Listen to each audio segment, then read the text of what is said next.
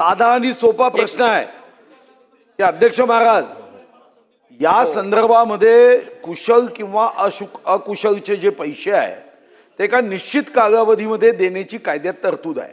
माझा मंत्री महोदयांना साधा आणि सोपा प्रश्न आहे की कोणतीही कारणं न सांगता केंद्राचा निधी कधी येणार आहे, राज्य सरकार या संदर्भामध्ये प्रोफेशनल टॅक्समधून हजारो कोटी जमा करते. आपण स्पेसिफिक नियमाच्या चौकटीमध्ये मजुरीचे पैसे व कुशलचे पैसे नियमाच्या चौकटीत आपण देणार आहात का? नियमाचं उल्लंघन होणार नाही याची काळजी घेणार आहात का? ओके, म्हणणं बरोबर आहे आणि भाऊ तुमच्या मताशी आम्ही सहमत राहून त्या चौकटीत राहून त्यांचा निधी वितरित केला जाईल. नाही माननीय मंत्री महोदय, ते सांगतात की प्रोफेशनल टॅक्समधून, मंत्री महोदय प्रोफेशनल टॅक्समधून हा पैसा दिला जाईल का? हे मुख्यमंत्री सांगून ते जो आपल्या प्रोफेशनल टॅक्सचे पैसे आहेत त्यातून हा निधी आम्ही घेऊन हे जे काय राहिलेले पैसे आहेत ते पण वर्ग. माननीय नारायण घुसे महोदय, देतो. हा ही लक्षवेधी अतिशय महत्वाची. तुमचं उत्तर मिळालं अध्यक्ष महोदय, तुमचं उत्तर मिळालं. एक मिनिट ही लक्षवेधी नारायणराव, एक मिनिट. अतिशय नारायणराव, तुमचं उत्तर माननीय मंत्री महोदयांनी दिलेलं आहे. आम्ही अध्यक्ष देतो महोदय, तुम्हाला, यांचं झालं तुम्हाला देतो. अध्यक्ष महोदय, ही लक्षवेधी अति महत्वाची. मंत्री महोदय पॉझिटिव्ह उत्तर देतात. प्रशांत बम साहेबांनी एक उदाहरण संभाजीनगरचं सांगितलं. तुम्ही विहीर असेल, जायदोटा असेल, पांदन रस्त्याचे पैसे असेल, अकुशलचे पैसे मास्टर आताही बंद केले.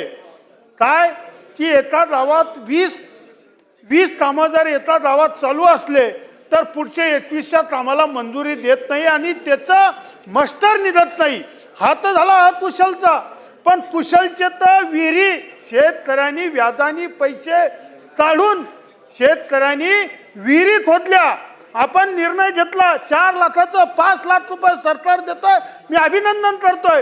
पण त्यांना कुशलचे पैसे गेली 2-2, 4-4 वर्ष झाली ते पैसे मिळत नाही. मंत्री महोदय, अध्यक्ष महोदय, आपली विनंती, माझी विनंती आपल्या माध्यमातून मंत्री महोदयाला की जे अकुशलचे पैसे मास्टर असतील ते बंद केलेले असतील ते आपण का सुरू करत नाही, ते सुरू केले पाहिजे. नंबर 1, एका गावात जर 20 पेक्षा जास्त कामं असले तरीही चालू केले पाहिजे. नंबर 2 प्रश्न माझा आहे, कुशलचे पैसे विहिरी असन, जायदोटा असन, ही पैसे आपण ताबडतोब जालना जिल्ह्यामधील असेल अथवा मराठवाड्यामध्ये असेल ते आपण पूर्ण देवा.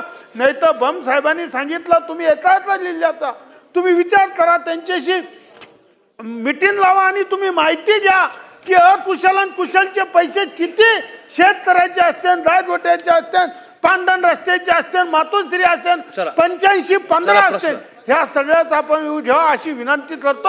आणि ह्या 2 प्रश्नाचं उत्तर द्या. धन्यवाद. हा योग्य प्रश्न आहे, चुकीचं काय नाही आहे. त्याचं कारण आहे ऑल ओव्हर महाराष्ट्रामध्ये एका संभाजीनगर किंवा एका जालन्याचा विषय नाही आहे. हा संपूर्ण महाराष्ट्रातील लोकांचा प्रश्न आहे की खरोखर ज्यांची कामं झालेली आहेत त्यांना तो पैसे मिळणं गरजेचं आहे. आम्हालाही बऱ्याचशा लोकांचे फोन येतात आणि आम्ही त्याचा पाठपुरावा करतो आहे. पाठपुरावा असा आहे की हे केंद्राकडनं येणारे जे पैसे असल्यामुळे थोडेसे लेट झाले होते. कालच आमची VBG रामजीच्या संदर्भामध्ये कार्यशाळा झाली. त्या कार्यशाळेमध्ये मी स्वतः मुद्दा मांडला की आमच्या गोरगरिबांचे जे कुशलचे पैसे राहिलेले आहेत आणि ते पैसे वेळेवर देणं गरजेचं आहे. काल स्वतः मंत्री महोदयांनी शिवराजसिंग चौहान साहेबांनी मला मान्यता दिलेली आहे. पुढे लवकरच तुमचे पैसे देतो.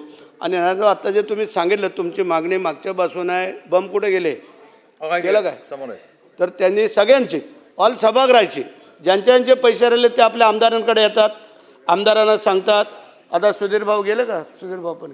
तर या सगळ्यांची माझी विनंती आहे की हे पैसे आले ताबडतोब वितरित केले जातील. एकही दिवस थांबणार नाही आहे. कारण खरोखर ज्या गायगोट्यासाठी ज्या लोकांसाठी एवन दागिने ठेवले, व्याजाने पैसे काढलेली सगळी वस्तुस्थिती आहे.